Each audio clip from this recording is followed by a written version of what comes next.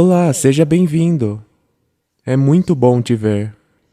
Antes, uma pequena explicação sobre essas palestras que eu vou dar, sobre Nínive. Sabe, nos anos 90, eu fui 4 vezes lá para o Iraque. Mas que luta foi!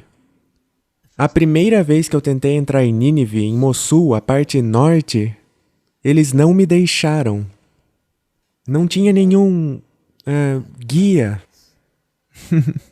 Um deles era comissário de bordo, no avião antes que nós tínhamos embarcado. E também era perigoso atravessar a fronteira. Foi milagre em cima de milagre. Mas no fim, nós chegamos lá. Eu queria muito visitar Nínive, porque Jesus menciona essa cidade. Nínive. Ele menciona até mesmo Jonas. E eu queria estudar tudo isso. Eu queria estar lá, onde ele andou. Então, no fim de tudo, eu consegui chegar lá. E não podia viajar entre as 11 e as 3 da tarde. Porque essas eram as horas que os bombardeiros americanos estavam fazendo seu trabalho. E eu implorava, por favor, eu não tenho tempo. Vamos logo. Então, nós fomos. E não vimos nenhum bombardeiro. E eu consegui trazer muitas fotos. E que Deus esteja conosco enquanto estudamos a história de Nínive. E que possamos aprender todas as suas lições, dos tempos antigos. Farei uma personificação. Vou deixar que Nínive fale em meu lugar. Eu vou adotar uma perspectiva como se fosse a própria cidade falando. Pergunta: por que a destruição do ano 800 a.C. foi evitada?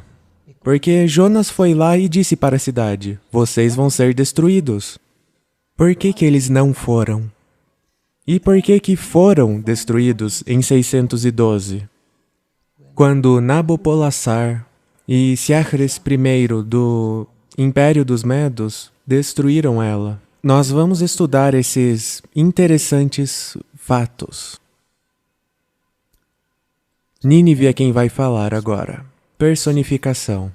E ela diz: eu tenho uma história bem interessante.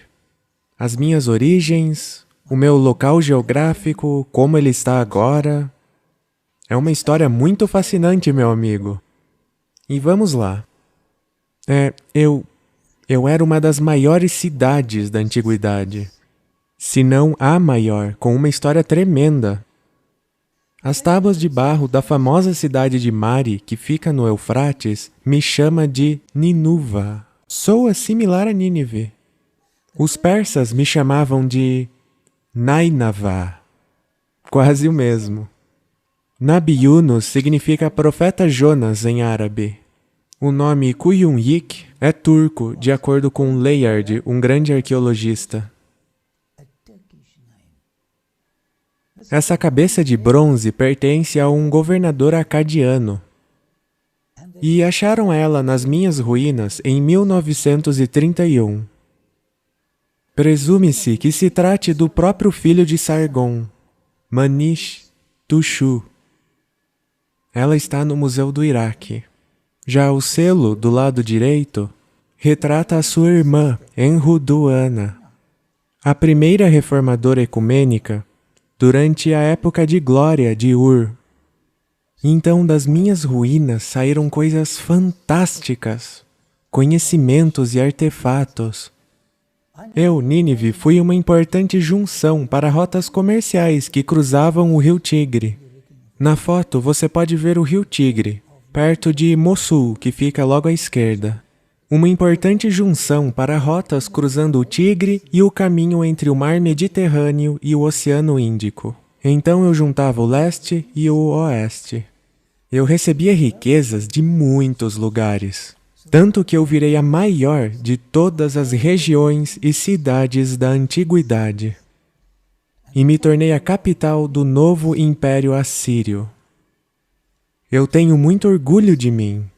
É difícil para mim dizer. Fui fundada nas margens férteis do rio Tigre, logo depois da dispersão da Torre de Babel. Eu prosperei através dos séculos, até eu virar uma cidade grandíssima de 3 dias de viagem. Eu era tão famosa que quando Jesus, o Messias, veio à Terra, ele se referiu a mim, ao meu arrependimento. Fui usada como uma repreensão para as cidades dos seus dias. Isso foi extremamente engrandecedor para mim. Eu fui usada de exemplo para as cidades de Judá, tais como Capernaum, porque nós nos convertemos pela pregação de chamado Jonas, desculpa. Kuyungyuk, um nome estranho, é como se chama a minha seção do lado norte. Dá para ver ela na foto. Você consegue enxergar as estruturas ali? Nos tempos antigos, paredes protegiam a mim e ao montículo Kuyungyuk. Nome difícil. Também foi aqui que as escavações mais importantes foram feitas. Não consigo pôr em palavras quão importantes essas escavações foram para nos dar uma ideia de como era o mundo antigo. Você consegue ver essa gravura na parede das minhas ruínas? É uma roda de uma carruagem assíria, um lembrete de minha glória passada. Foi aqui em Kuyungyik que a famosa biblioteca de Ashurbanipal, um dos últimos grandes reis assírios, foi descoberta. Meus valiosos tabletes de barro foram levados para o Museu Britânico. Nesses tabletes está escrito a versão suméria de como ocorreu a criação do mundo. É a Enuma Elish. Foi escavada das minhas ruínas. Ashurbanipal coletou todos esses tabletes, trouxe-os e fez uma biblioteca enorme em mim, Nínive. Entre as cidades da antiguidade, nos dias que Israel estava dividido, também se referiam a mim como uma das maiorais. Eu era a capital do reino assírio. Além disso, o próprio Jesus falou de mim. Em um de seus sermões importantes, estou convencida que todos deveriam conhecer a minha importante história. História é muito importante. Aprendemos tantas preciosas lições da história. Ela amplia as nossas visões do mundo. Dá sentido aos acontecimentos. Se você olhar com atenção as minhas ruínas, ainda pode ver traços da minha antiga grandeza. Olhe essas gravuras, esse trabalho artístico. Isso é apenas uma sombra do que eu já fui. Lembre-se que eu já fui a cidade mais poderosa de todas. De toda a antiguidade. E por que eu estou em ruínas hoje? Talvez você também esteja em ruínas hoje. O que causou isso? Há escritas cuneiformes entre as pernas desses lamassu, que são estátuas de bois guardiões. A Bíblia confirma o que está escrito, os nomes dos poderosos reis que governavam aqui. Você pode aprender mais sobre esse assunto assistindo minha outra série, Escavando o Passado. Lá eu conto sobre a origem e a queda do Império Assírio. É muito bom, assista. Um dos meus guias da época moderna está chamando a atenção dos turistas para um pouco da minha glória de muito tempo atrás. Dá para ver o que ele está apontando? Parece uma menora. Milhares de anos atrás, os artistas, eles enfeitaram a cidade muito além do nosso entendimento. A Bíblia não é a única fonte que menciona o dilúvio global. Tabletes de barro do épico de Gilgamesh foram descobertos aqui. Eles mencionam o dilúvio. Então, eu fico muito contente, pois pude contribuir para esses grandes eventos do passado. Nabi Yunus. Você está olhando para Nabi Yunus. Consegue ver a torre ali? Do montículo Kuyungyik, estávamos lá agora mesmo, dá para ver a minha seção do sul. Isso antes da ISIS destruir a mesquita e sua torre. Essa mesquita comemorava a vida do profeta Jonas, que me visitou. Os turistas estão agora saindo desse montículo das minhas ruínas, Kuyunyik. Eles estão indo visitar Nabi Yunus, que é onde fica a torre que eu te mostrei, naquela foto. Vamos até lá. Sabe, quando você anda pelas minhas ruínas históricas, é como se elas voltassem à vida. Dá para imaginar Jonas andando aqui? E os reis que você lê sobre na Bíblia também. Grandes e famosos reis assírios, líderes do mundo antigo. Vamos falar mais agora sobre o famoso profeta hebreu, Jonas, que também andou sobre o meu chão. É uma história muito, muito emocionante. Aqui eles já chegaram. Os turistas chegaram em Nabi Yunus, a outra parte da cidade em ruínas. Antes de explorar o sítio, vamos olhar para trás e ver de onde nós vimos. É bom formar essa imagem, um mapa mental, quando você visita esses lugares. Você consegue enxergar o montículo Kuyunyik no lado esquerdo da foto? Então, aqui nós estamos olhando para lá de Nabi Yunus.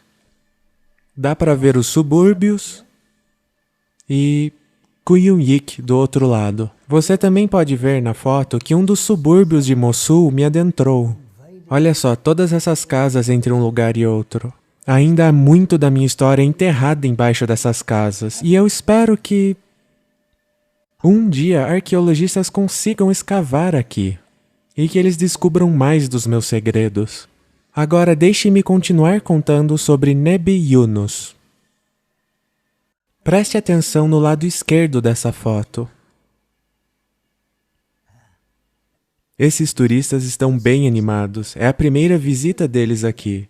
E veja só, é isso que eles estão olhando. Preste atenção nessa imagem.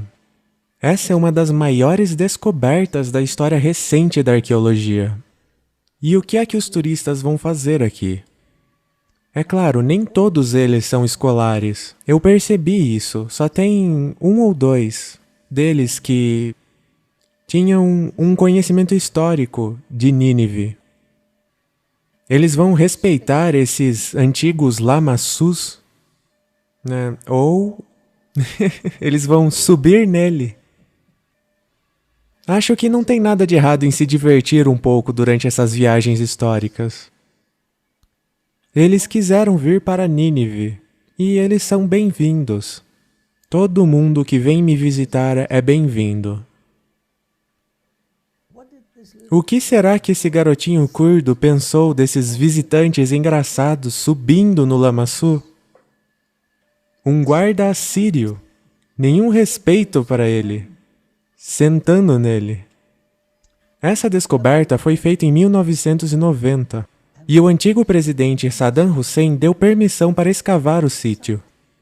400 famílias tiveram que ser tiradas do lugar.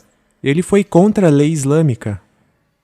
E então, em 2014, a ISIS destruiu a mesquita que fica bem atrás de onde você vê essas duas pessoas. Atrás desse Lamassu. Ah, mas isso foi trágico. Foi uma tragédia imensa. Porque os escolares ainda estavam estudando ela e ela se foi. Em cima está uma foto de como era antes. Olha a beleza, os detalhes em Nabi Yunus. E depois, olha todo esse destroço. O mundo arqueológico entrou em luto quando isso aconteceu com um dos muitos sítios que ainda estavam sendo estudados. Mas esse desastre foi transformado numa gloriosa descoberta. Dá para acreditar? Foi uma grande surpresa quando, no fim, acabaram descobrindo ainda mais da minha valiosa história. Depois que a ISIS destruiu Nabi Yunus e foram embora, eles tiveram que ir embora, porque a coisa estava ficando feia para eles. Grandes descobertas foram feitas. Acharam túneis logo abaixo de Nabi Yunus. Arqueologistas descobriram o nome de mais um dos reis assírios. Um rei muito importante, com uma grande história. E deixa eu te levar agora para um desses túneis. Muitos artefatos preciosíssimos foram encontrados intactos, incluindo uma inscrição cuneiforme em mármore do famoso rei Esarhaddon, que também foi mencionado na Bíblia. Ah, sabe? Quando leem a Bíblia e quando leem a minha história, tem uma relação maravilhosa entre os dois. A propósito, eu creio que a Bíblia é a mais confiável fonte se você quer estudar a minha história. Aqui temos um par de relevos retratando mulheres, achado em um dos túneis, em Nabi Yunus, em março de 2017. Esses túneis levaram os pesquisadores a um palácio nunca antes visto, intocado, construído há mais de 2.600 anos atrás. Esse palácio é vinculado a 3 gerações de reis assírios. Primeiro, ele foi construído para o rei Senaquerib, que reinou de 705 a 681 a.C. Depois pertenceu ao seu filho Esarhaddon, de 681 a 689. Ele renovou e expandiu o palácio. E depois, o neto do primeiro rei, Ashurbanipal, reinou de 669 até 627. E agora temos a questão: quem destruiu o palácio? E quando? Quando que o palácio foi destruído? Destruição é tão ruim. Sabe, às vezes nós acabamos destruindo o lindo palácio que é a reputação de outras pessoas. Por acaso o seu palácio, a sua vida já foi destruída por palavras? Vamos reter essa lição e não destruir o palácio dos outros. Toda pessoa é uma obra-prima de Deus. Vamos tomar cuidado para não destruí-las. Nessa escrita cuneiforme, Senaquerib e seu filho Esarhaddon descrevem o Ekal Massarti que eles construíram, que significa arsenal. Então, todas as suas armas eram postas aqui. Vamos desviar um pouco agora para uma das minhas antigas cidades vassalas. Como que essas ruínas de tempos antigos acabaram no mar? Esse é o mar Mediterrâneo. Essa é uma história tremenda. Se você olhar a minha pesquisa em Tiro, você vai descobrir toda essa informação maravilhosa. O rei Esarhaddon fez algo parecido com o que Alexandre o Grande fez com esse lugar. Digo, ele e Nabucodonosor. Os dois. Eles fizeram algo bem interessante com esse lugar. Veja, esse é um tablete recente. Está escrito: aquele que conquistou a cidade Sidom, que fica bem perto de Tiro, que está no meio do mar, e que destroçou todas as suas habitações, eu arranquei suas paredes e suas habitações e as joguei no mar, e fiz desaparecer o local onde estava. Quanto a Abdi Milkuti, seu rei, e continua. Aqui fala de uma cidade. Sidom, uma cidade na terra, foi destroçada e jogada no mar. Está profetizado no livro de Ezequiel 26:4. Elas destruirão os muros de Tiro. Isso foi feito por Babilônia depois do cerco de 13 anos. E derrubarão as suas torres. E eu lhe varrerei o seu pó.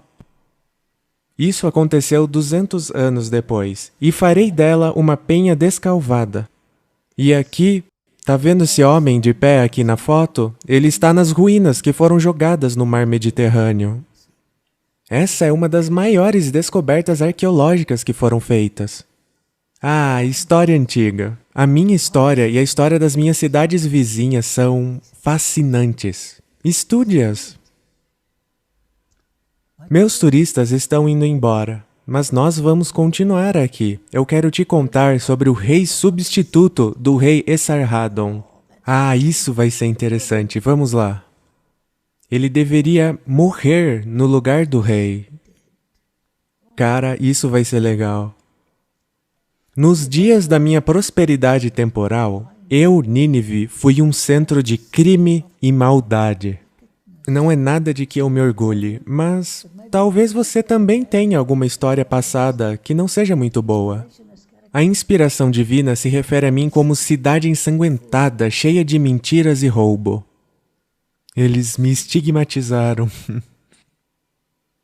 Em linguagem figurada, o profeta Naum compara os meus cidadãos, os ninivitas, a um leão cruel e voraz. Dá para imaginar isso? Você consegue imaginar um leão cruel e voraz, matando e destroçando as suas vítimas? E o profeta também escreve: porque sobre quem não passou continuamente a tua malícia, nós governávamos com uma crueldade incomparável. Ah, eu vou te mostrar alguns dos meus escândalos. Eu simplesmente não posso negar as verdades que esse profeta diz. Minha crueldade testifica continuamente contra mim, agora que escavaram minha história. Vamos visitar agora o Museu do Iraque. E eu tenho muito orgulho desse museu porque eu estou nele e na história. Dê uma boa olhada nesse relevo. O que você enxerga nele? Como você descreveria a cena? Isso é um artefato precioso. O relevo retrata o meu povo tomando uma cidade inimiga. Ele está cercando a cidade. Agora, como nós tratamos os inimigos quando a gente conquistou eles? Esse relevo retrata o que nós fizemos. Dê uma boa olhada bem aqui. Que imagem chocante! Nós os esmagávamos com os cavalos e as carruagens. Nós os decapitávamos e fazíamos pilhas com as suas cabeças, os seus crânios. Ah, os nossos deuses eram cruéis, e nós seguíamos o seu exemplo. E mesmo assim, e isso é o que eu mais amo sobre o Deus de Israel, mesmo nós tendo nos tornado tão maus, nós não fomos abandonados à própria sorte. O Deus dos Hebreus estava interessado no nosso bem espiritual. E deixa eu te contar isso. Eu conheço muito bem os deuses dos tempos antigos. Eles eram cruéis. E eles nos inspiraram a sermos cruéis também. Porém, o Deus dos Hebreus, mas que exemplo de bondade, e cuidado, e misericórdia, e longanimidade. Está escrito na Tanakh, na Bíblia antiga dos Hebreus: o Senhor olha desde os céus e está vendo a todos os filhos dos homens. Agora, o fato dele ver todos os filhos dos homens significa que ele vê a minha dor. Ele vê o meu potencial de melhorar o meu caráter. Ele me vê, eu que sou uma poderosa cidade, famosa no mundo, mas ele também vê você, meu amigo. Esse mesmo Deus, ele está interessado em todos. E o que é que ele vê em nós? Em nós, os ninivitas. Nós éramos tão maus, eu te mostrei. O seu olho vê tudo o que é precioso. É o que diz um dos personagens antigos, Jó. Leia o livro dele, é fantástico. Então ele vê algo precioso em você. E ele também viu algo que é precioso em mim, uma cidade má. Muitos do meu povo estavam procurando algo maior e com mais propósito do que fazer guerra continuamente. Às vezes Deus planta esses lindos motivos na nossa vida. Se fôssemos dados oportunidade de aprender sobre esse Deus de amor, a gente pararia a nossa crueldade e começaríamos a adorá-lo. Então, em sua sabedoria, Deus se revelou para nós de maneira incontestável, para nos levar, se nós o deixarmos, para o arrependimento. O instrumento que o Deus de Israel usou foi um dos grandes profetas do seu tempo. Através da sua pregação, o meu povo e o meu rei, Adad-Nirari II, se arrependeram. Dá para acreditar? Esse é o capítulo mais lindo da minha história. Crueldade durante a minha captura de Laquish. Olha isso. E mesmo eu fazendo essas coisas aos filhos de Deus, Ele revelou a mim o seu amor salvador e enviou seu profeta para me dizer sobre seu amor e salvação. O amor perdoador de Deus é sempre muito maior que até mesmo as nossas ações mais horríveis. E nós éramos a cidade mais horrível. E Deus se importava com a nossa salvação. Deus se importa com a sua salvação. Você é precioso para Ele, mesmo que você se ache cruel e mau. Lembre-se disso, amigo. Espero te ver no próximo vídeo, onde eu vou contar mais sobre o envolvimento de Deus na minha história. A propósito, isso aqui é algo que foi descoberto e está à mostra em Jerusalém, o Museu da Bíblia em Jerusalém. Você consegue ver? Tem um rabo de peixe ali.